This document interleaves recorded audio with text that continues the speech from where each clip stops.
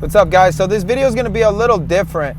I'm going to be showing you how to max out your 1jzVVTI regardless of what car it's in. In my case, I'm going to be using my IS300 as an example. And yes, bone stock computer, bone stock turbo, everything. Only thing you're going to need is I use an AMX series wideband, but you can use any wideband. I've just found that they're the most reliable. So you're going to need a wideband, fuel pressure regulator. You're going to need a manual boost controller and a good fuel pump. I'm using a Detchworks basically a 255. So one thing that I didn't mention in this video, hopefully some of you can understand what I'm saying right now to properly do this right, is so a lot of people modify the actual fuel pump housing incorrectly. So they do the return loop correctly and all that shit, but what a lot of people don't realize, and no, I've noticed this. So on the actual fuel pump housing itself, there's still a fuel pressure regulator inside of the housing. So if you're trying to get like higher horsepower, you're gonna run really lean because of this regulator that's inside of the pump built in. So you have to delete it. It's literally at the bottom of the pump housing. You can't miss it. It's a little silver thing. What I like to do is you could literally pull it out, take off the O-ring, and weld the tip of it shut closed, and then put it back in. And then you'll get as much fuel pressure as you want. So it's a very simple thing to do. This entire thing is great. I'm gonna be trying to get like 16 PSI out of it and hopefully at least make 300. And I'm only doing 300 because that's kind of maxing out the turbo. Later on, I'm gonna do a video after this of upgrading the turbo to this eBay turbo that I found. It's a billet wheel with a board compressor housing for about 300, 400 bucks. And you can put like 25 PSI on it apparently. It's the equivalent of that drift motion turbo that runs like $2,000, but for only like 300, 400. So hope you guys enjoy the video. Let's blow my shit up. 1, 2,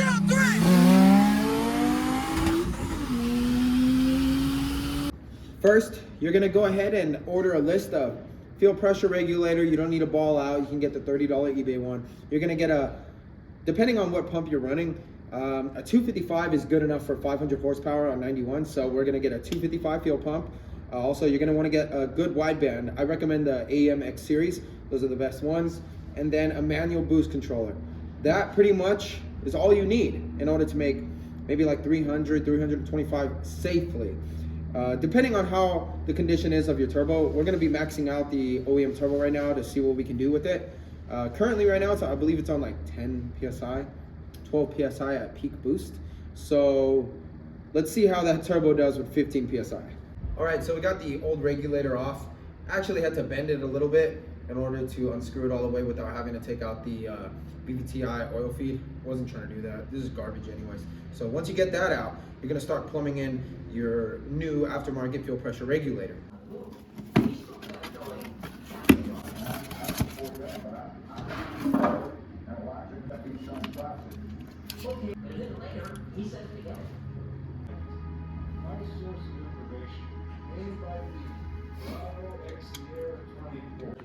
So once you get the old regulator off, you're gonna go ahead and get their smallest fitting that normally comes with every single universal kit and go ahead and screw it into the return side of the rail. This is the return side. After, we're gonna start figuring out where we want to place our fuel pressure regulator and then running the lines to it. Okay, once you get that fitting on there, you're gonna take your fuel pressure regulator out. Get all that dirt out. So check this out. For those that are not aware, this side always goes back to the tank, okay?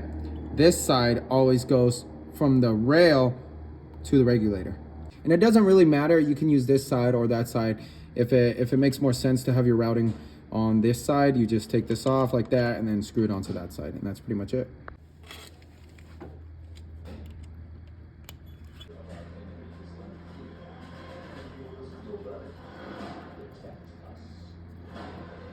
So I mounted the fuel pressure regulator right here. It's really ugly in the location. I'm very sorry, but I don't really care. This is my car. You know, as long as it fucking runs, it works, it doesn't fall apart, that's all that matters to me. So now, as I said, this goes to the side of the rail. This other end of it goes to the return going to the tank. So here's our fitting here. Now I just got to make a line going directly to that side and then going back to the tank, put vacuum to it, put everything back, and we're pretty much good to go on that fuel side at least. All right, so these lines are pretty much very, very fucking easy and simple to do. So we're gonna take off the tape. You usually put tape when you're gonna cut it so it doesn't fray all crazy. So now that that's off, we're gonna use a 90 right here. So let's grab a 90.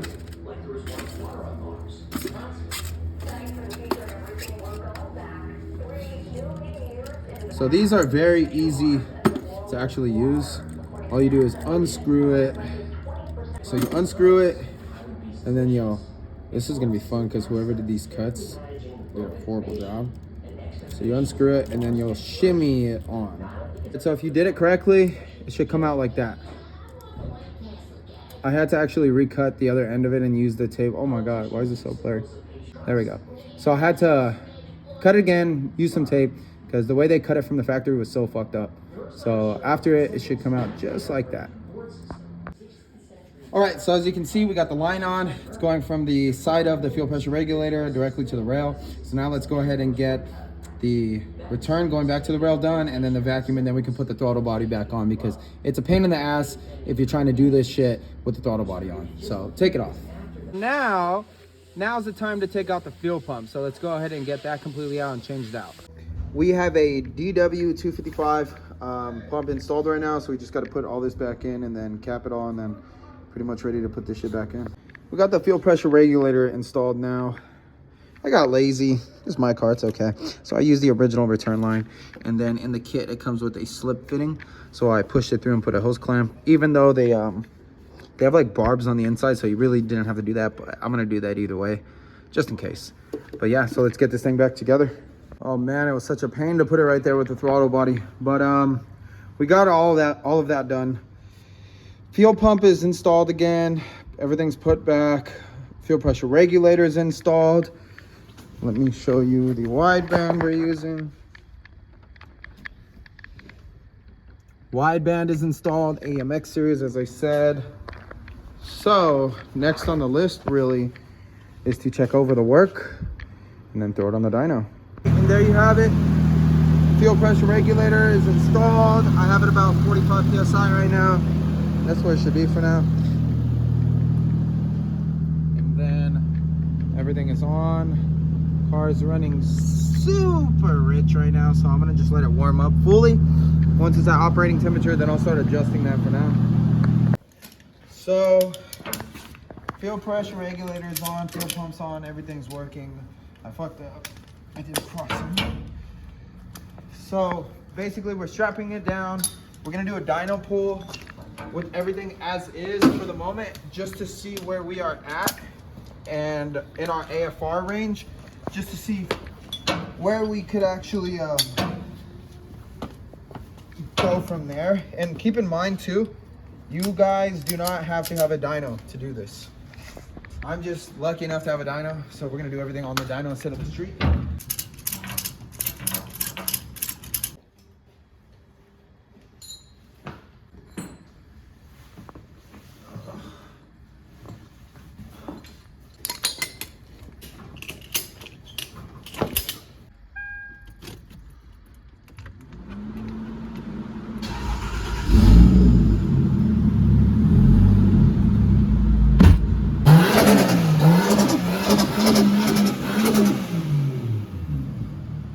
So now we're gonna do a dyno pull without the boost controller on, so it's just stock wastegate.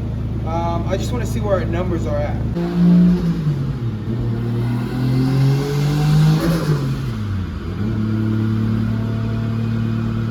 Let's see.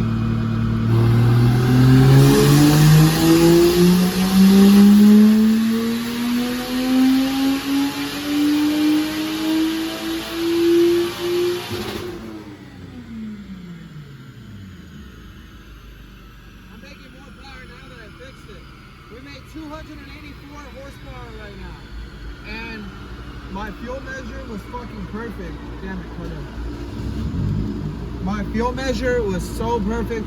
wide open throttle, it was from 11.5 to 10. That's very good. The ECU always compensates and gives so much more fuel. And I think we're only on 10 pounds of boost. So now that we know that worked out, let's go ahead and turn up the fucking boost. All right, so now we have the manual boost controller hooked up. It's going from the vacuum on the turbo and then going to the other portion of the wastegate. So this is gonna be what's gonna allow us to make more boost.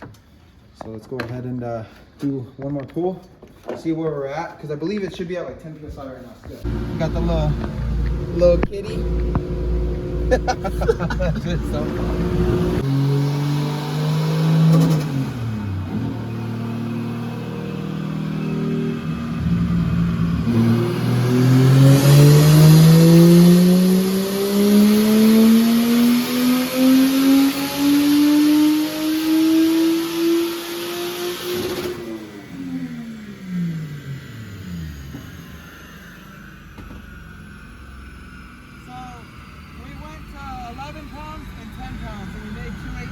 So really didn't change much. I gotta go ahead and adjust the gauge a little more. You'll screw the boost in a little. I'm gonna just fucking go, because that shit was all the way down. So I think it's, let's try right here for now. Wait, wait till it starts catching. Right there.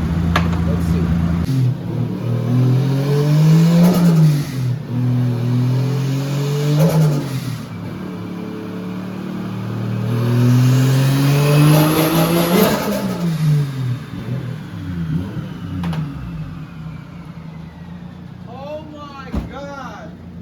This boost controller is bullshit.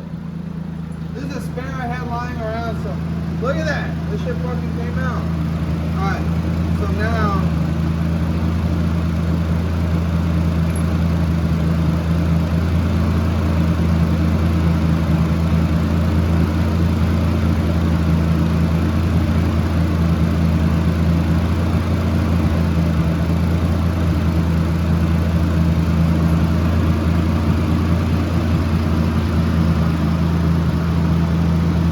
right there. Now I completely opened it, seated it. Let's see if we make 11 pounds and we gotta barely crack it.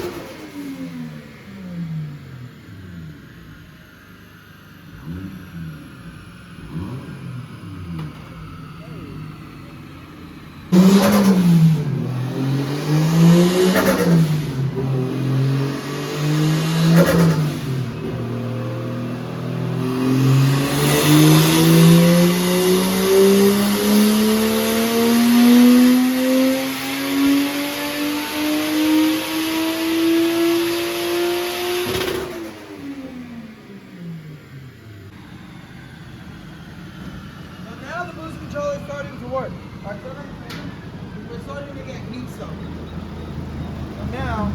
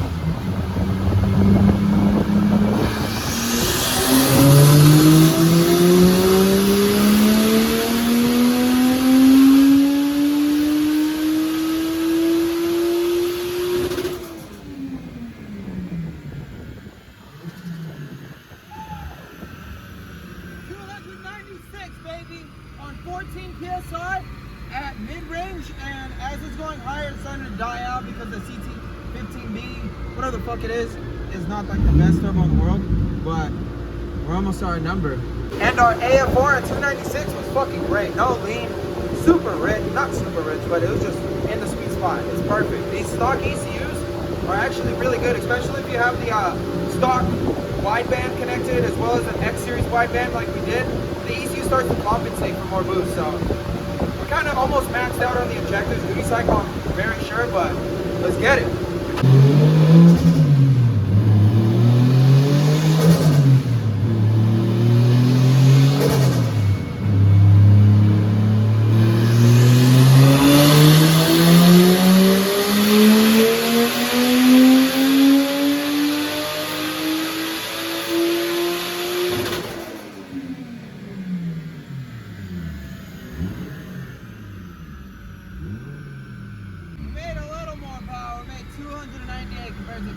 So they turned it up a little. And keep in mind too, we have literally been fucking doing pulls this entire time back to back to back to back to back to back. So I'm gonna turn it up a little more. We're gonna just make 300 and then that's it. Once I make 300, I'm pretty happy with that.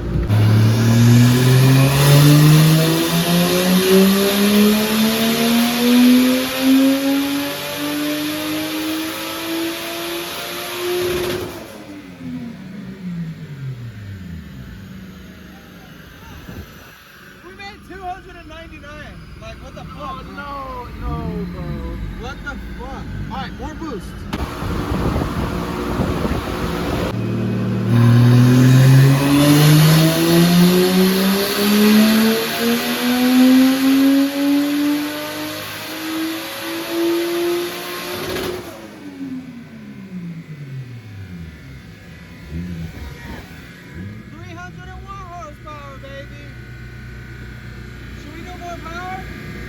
More boost? I don't know. Maybe next time. I think that's good for now. Because I saw 17 PSI on that CT15B.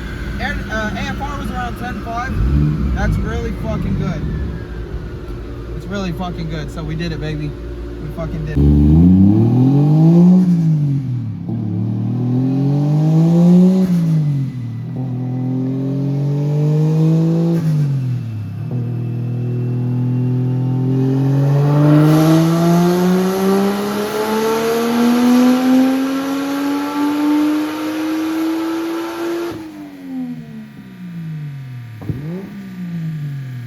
Go. All right, so everything worked out. We made 301 horsepower. That one really matters. It was on 16 PSI, and turbo seems to be okay. Everyone's saying 14 PSI is kind of looking a lot. 15 PSI is maxed out, so fuck it, we're gonna blow it. My buddy pulled up. He's got his supercharged S2K. This thing's making like 370 horsepower. Mine's making 300 right now, so we're gonna get a couple friendly runs in, and then you guys get to see what's up on there. But yeah, thank you guys for watching. Enjoy the rest of the video. Blow up your engine with me. All right, so we just filled up gas. My homie filled up gas, adjusted a couple things. Sick ass S2K. What is this, AP1 or AP2? AP2. AP2, that's right, bro. You got the big boy shit. Damn. Fat ass supercharger. He's got aftermarket headers. You got a test pipe, right? Yeah, big, fuck, I forgot what brand. This shit's gonna gap me. This shit's gonna fucking gap me.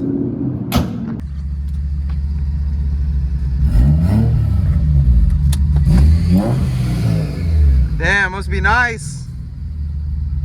You ready? Yeah. All right, let's get it.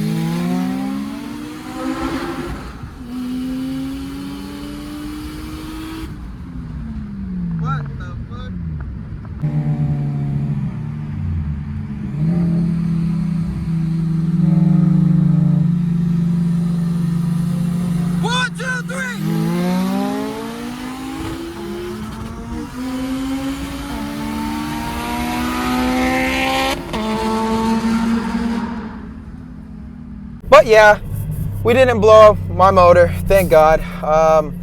We made 301 horsepower. I'm happy with that for now with this stock turbo. We're maxing the fuck out of it. But everything worked out. Homie almost blew his motor. He has not changed his supercharger oil in a while, and I had to let off because I saw a bunch of sparks come out of his shit, well, his tailpipe, and start bouncing. So that couldn't be good. Oh shit, there's a big ass accident on the other side of the freeway. People need to learn how to drive in California. But yeah, everything worked out, made 301. Really appreciate you guys for tuning in. This was definitely a fun one. I'm gonna be putting on a better turbo really soon, so stay tuned for that video. That one we're gonna put like 20 pounds and see what this stock ECU can do. But yeah, our whole goal to this is actually just maxing out the limits of the stock ECU and shit without spending $4,000, $5,000 on a new ECU, engine harness, all sensors, and a tune. So hope you guys enjoyed. Stay tuned for the next one.